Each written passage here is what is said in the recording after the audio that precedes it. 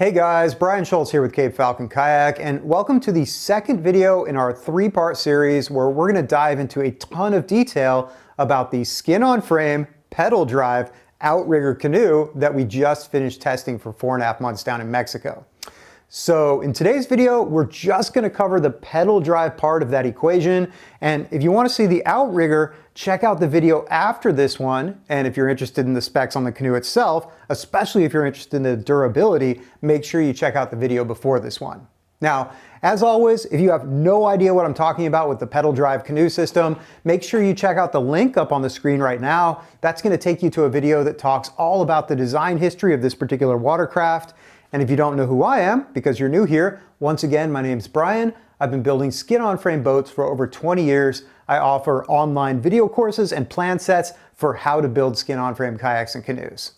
So starting out with a quick review of the trip that we just finished, basically I needed a testing ground where I could put as many hours on the boat in as short of time as possible. And the best way to do that was just to throw the canoe up on top of the Jeep, drive down to Baja, and then we could camp out for a week at various locations and test the boat in a variety of different situations. So overall, we were down there for about 4.5 months, which works out to be about 90 trips out on the canoe or about 250 hours.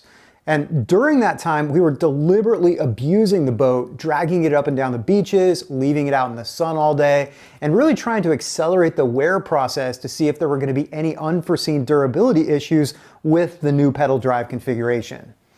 So I think how I want to approach this video is I'm going to walk you through the whole setup piece by piece and talk about how each part of the system performed. And then at the end, we're going to zoom out and I'm going to give you my impression of the performance as a whole and where we're going to be heading next with the design. All right, so starting out with the heartbeat of this system, what you're looking at here is the Hobie Mirage Drive, and this particular unit has the reversible levers on it that allows these fins to flip around so you can go backwards. And also I put the longer turbo fins on this just to give it a little bit more power.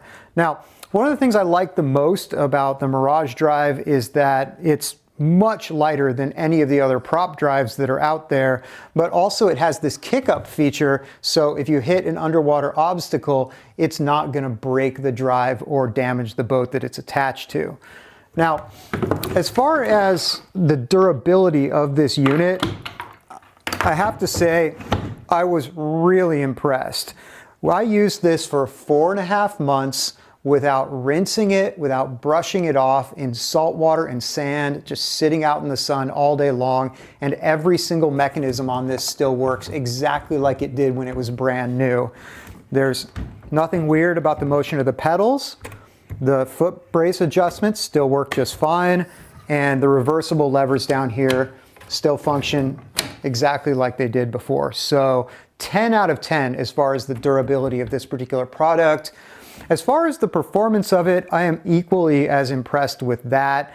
I feel like a canoe paddle is probably technically more efficient than the flippers on the pedal drive, but the ergonomics that it takes to drive this thing are a lot more efficient than reaching out with your arms and leaning over the side of your boat. And so I think that ultimately this becomes either as efficient or more efficient than a canoe paddle for propelling the boat forward, and you have the added advantage that you have your hands free to do other things.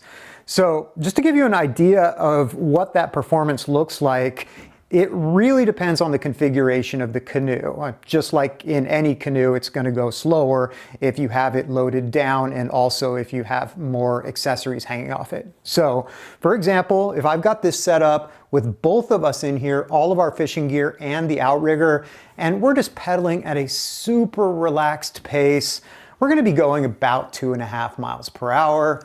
Now, if you actually put any effort into it at all, that's more like 3 miles per hour.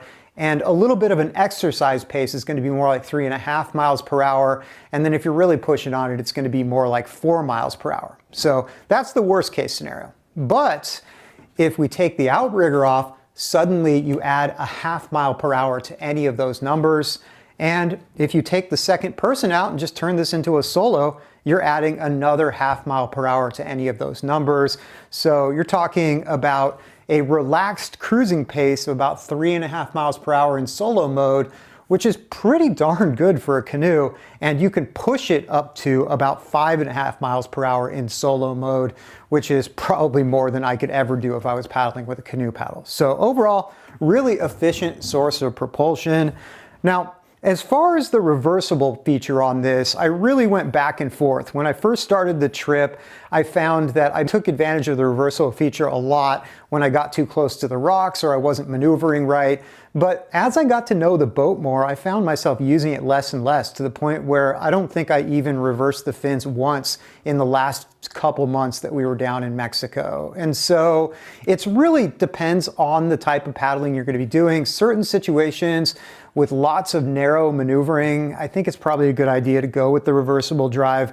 But if you're just in open water most of the time, you can probably get away without it. And always, you can just grab your paddle and back up as well.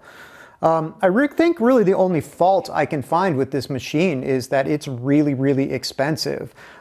This particular drive is going to set you back about $1,000. If you get rid of the reverse feature and the turbo fins, then you're probably going to be more like $750. And I think the reason that Hobie keeps that price point so high for the drive alone is so their competitors can't buy the drive and then use it in their own boats and directly compete with them. But even though it's a pretty steep bar of entry, I feel like it's more than worth it because it's very efficient. It has the kick-up fins, and also it weighs less than any other drive out there. This only weighs 8 pounds, and a lot of the prop drives are pushing something like 15. So that's the drive. Very, very happy with this unit. I got the longer turbo fins right here, and unless I was pushing a heavily loaded canoe, like 2 people and camping gear, 8 hours a day, I would probably stick with the turbo fins and not go with the shorter fins.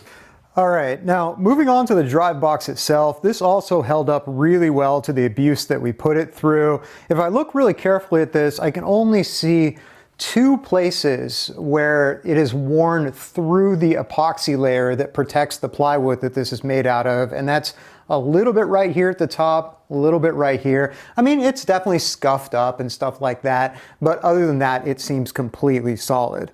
Now, as far as the attachment goes, I actually don't know how well that fared because I didn't take this off one time in 4.5 months. And so we're gonna do this together right now. We're gonna remove these bolts here that are bolting this into the base plate, and we're gonna see just how badly the attachments are corroded after 4.5 months of sitting in salt water. So what I'm unscrewing right now is stainless steel bolts that are threaded into stainless steel T-nuts. And so far, nothing is frozen. I'm actually surprised. I figured at least one of these would have enough corrosion that I wouldn't be able to undo it. So I'm just gonna go ahead and unscrew all these real quick.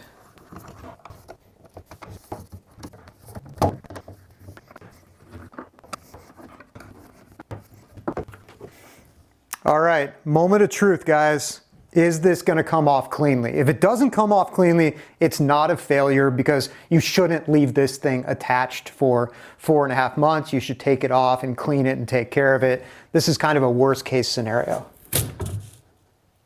Okay, awesome. It came off perfectly cleanly after 4.5 months. It looks like the gasket is still intact. I'm gonna have to examine this a little more because you can actually see, because of where the sand has gotten in, how much the seal was compromised. And it looks like even with some of the compromised areas around the edges right here, we've still got at least half of the seal intact all the way around here. So I feel great about this. That actually went way better than I thought it was going to. And it's going to be hard to show this on video, but when I look down into these holes right here, I'm not seeing any corrosion on those T-nuts at all. Now, turning the canoe upside down for a minute, this is what this looks like from the underside. And one of my big curiosities about this trip was to see if this fabric would start to delaminate from the underlying plywood without some type of a backing plate. And on my original prototype, I didn't actually push any additional polyurethane underneath the fabric while I was skinning, and I feel like that one could have suffered some delamination. But on this one, even though it was kind of a pain, I actually got up underneath the boat and used a popsicle stick to force even more urethane between the inside of the skin and the plywood, and that combined with the urethane saturating from the outside just basically glued those two pieces together like one solid unit. And we drug this thing up and down beaches for months, and even at the back here where you've got this sharp edge exposed, it really hasn't delaminated much. I mean, maybe a 1/16 of an inch, and there's a little bit of sand right there, but overall this has stayed stuck together better than I thought it would, which is good news. So overall, I'm pretty happy with the performance of the adapter plate. We got a couple minor issues, but nothing that's really a big deal. And then a couple things I forgot to mention when I had this put together is that in addition to the drive box, we also have this little thing here, which we call the submarine, and this fits down in here and plugs the drive hole. It doesn't prevent water from coming up in, but it prevents waves from coming up into the boat if you have to take the drive out to paddle with a canoe paddle to get far enough offshore or for any other reason. So had no problems with this. It worked just like I intended. The only thing that I noticed is that the retainer pins that I used to hold the drive in place and also to hold this in place are really kind of a pain to use. And so what I ended up doing for the drive is I never really put the retainer pins in when the drive was in. I just had a leash that tied the drive onto the boat, so in case we capsized, the drive wouldn't go to the bottom of the ocean. And then for this, it had enough friction on it that we just shoved it down in there and it didn't go anywhere. Although I think in the future, I'll probably try to come up with a little bit easier solution to hold this in place and maybe think about getting rid of those drive pins. Now, another feature this has is that the whole thing can be removed. So you can take this out and then you can grab this plate right here and you can screw this in with shorter screws. You can see it's got a gasket on it and also a plug. And this basically just returns the canoe to normal canoe function. And honestly, I didn't use this thing once, but I have used it in the past and it works just fine. And I really like having the option to be able to use the same canoe as a normal canoe and also a pedal drive canoe. All right, so moving on to the seating arrangement, the seats in this canoe are a little bit closer together than they would be in a normal canoe because the paddlers need to be able to reach the pedal drive. And I've got the backrests actually facing each other. That way either person can take the pedals without having to crawl around and switch paddlers. And so I think that worked really well, pretty much exactly like I expected it to. The only thing that's a little weird is sometimes if you're in the front seat, you don't always want to be facing backwards. But in that case, it wasn't really a big deal because if you were using this in normal canoe mode, all you'd have to do is take the backrest off altogether and then you could sit forward in this front seat right here. Or if it was in pedal drive and you just wanted to switch up real quick on the water, fold the seat down, you can sit here. It's not really that uncomfortable. Or you could sit up on the front outrigger board if you're using this in outrigger canoe mode, which we ended up doing quite a bit. So the only real downside is that if you're just using this canoe in normal paddling mode, you're not going to have quite as good a stroke mechanics as you would in a dedicated tandem canoe because these seats are closer to the center. It's not a huge difference, but it is noticeable. It's just one of those compromises that you have to live with if you also want to have the pedal drive functionality. Now, as far as the seats themselves, I've got a curved laminated seat that drops the paddler's center of gravity a little bit lower for more stability, although depending on the configuration, that might not be necessary. This seat is a little bit wider than a normal canoe seat, and then it's also got this really tall back here because anytime you're using a pedal drive, you need to have something to push against. And I found this to be really comfortable, at least using it with a PFD on. And this tall back is held up by this 1/8 inch polyester cord that comes up through here, through the back, and down to right here.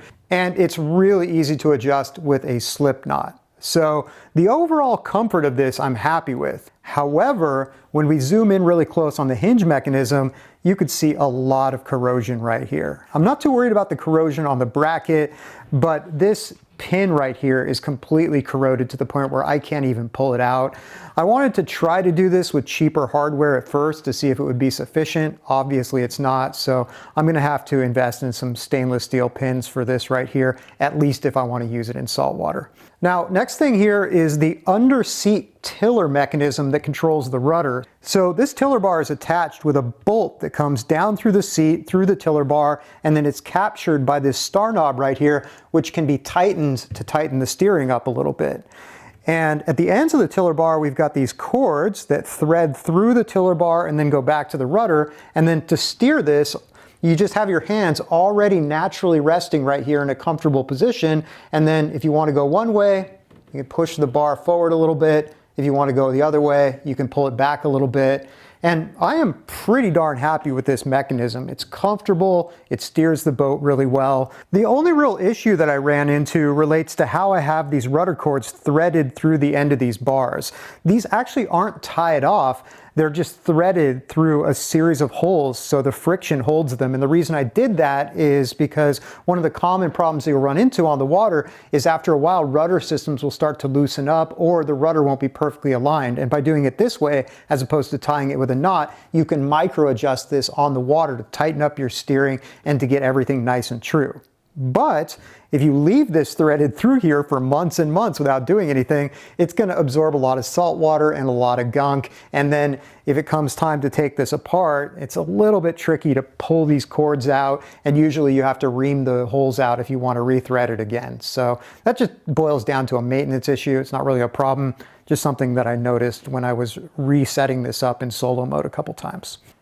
So I guess that brings us to the last part of the system here, which is the rudder at the back of the boat.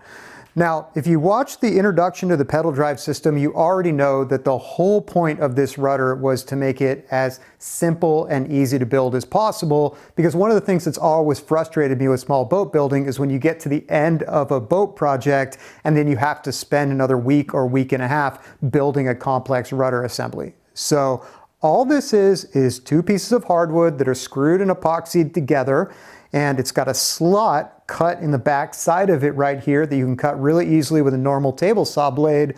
The whole thing gets saturated with epoxy and varnished, and then we've got a 1/8 inch thick plate of 6061 aluminum that forms the rudder blade. And I'll be the first to admit that a flat plate rudder is never going to give you the same turning force as a foil shaped rudder, but it is a lot cheaper and a lot easier to build. And so what I tell people is always try the simple solution first, and if you find that it's not meeting your needs, then you can embark on the complicated carpentry project of making a foil-shaped rudder, which is going to need a lot more weight on it to stay down, and it's also going to need a separate downhaul line with shock absorption in it. So this is just nice and simple, and the nice thing about this being aluminum is the weight itself holds it down into the water.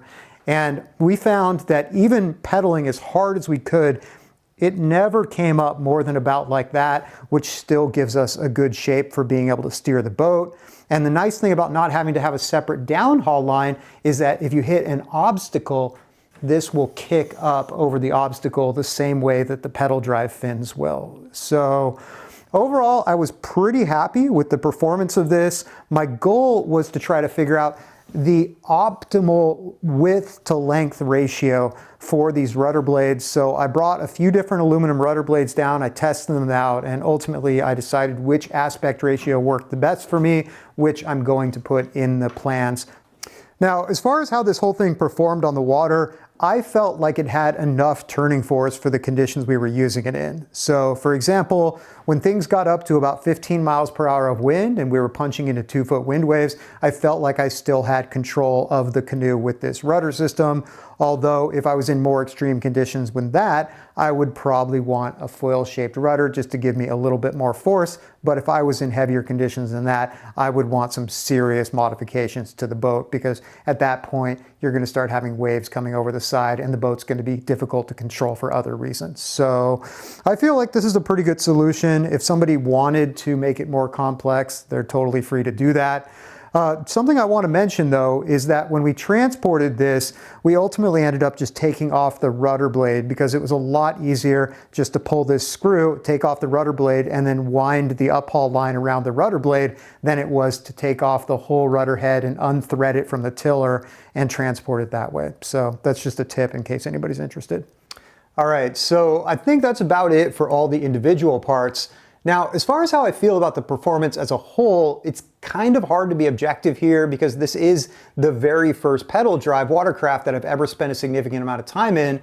But at least in comparison to my earlier prototype and some of the other pedal drives that I tested when I was doing research for this boat, I feel like it performs pretty well. I mean, like I said before, it would have done even better if it were either a dedicated tandem or a dedicated solo canoe instead of a compromise boat, but that doesn't really have anything to do with the pedal drive performance. Now, from a personal point of view, I've got a pretty serious back injury right now, so for me, this was a godsend because it let me get out on the water and enjoy myself for the first time in a long time. Now, on the other hand, when you compare it with a normal canoe, something like this is going to be significantly more complicated, more expensive, and it's going to be about 15 pounds heavier. So for me personally, if I was considering this system, I would probably need a really good reason to build it. For example, if I was accommodating a disability, or if I wanted to build a super ergonomic expedition boat, or just wanting to build an awesome fishing machine. However, keep in mind that if you're building one of our canoes and you're not sure if you want to add this functionality in the future, you can always just install the adapter plate and the plug, and that's going to add about 2 extra pounds to your boat, but it will give you the option to add the pedal drive in the future if you decide to build it.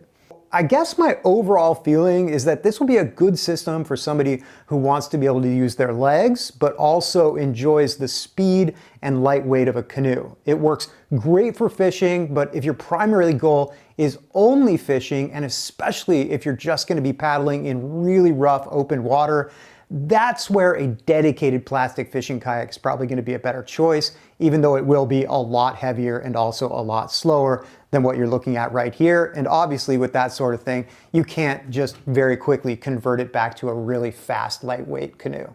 So I think that's pretty much it for this video. On the next episode, we're going to cover the inflatable outrigger system. In the meantime, if you like this video, make sure you hit that like and subscribe button and click the notification bell if you want to stay up to date on all of my crazy skin-on-frame design experiments. You can also find us on our website at capefalconkayaks.com, where we have skin-on-frame building video courses, plan sets, and various free skin-on-frame resources. You can also find us on Instagram at capefalconbuilds, where we publish photos and videos of whatever we're working on in the shop or whatever we're testing out on the water. And you can find that same content on the Cape Falcon Kayak Facebook page as well. So that's it for now. Take care, be safe on the water, have fun building your skin boat.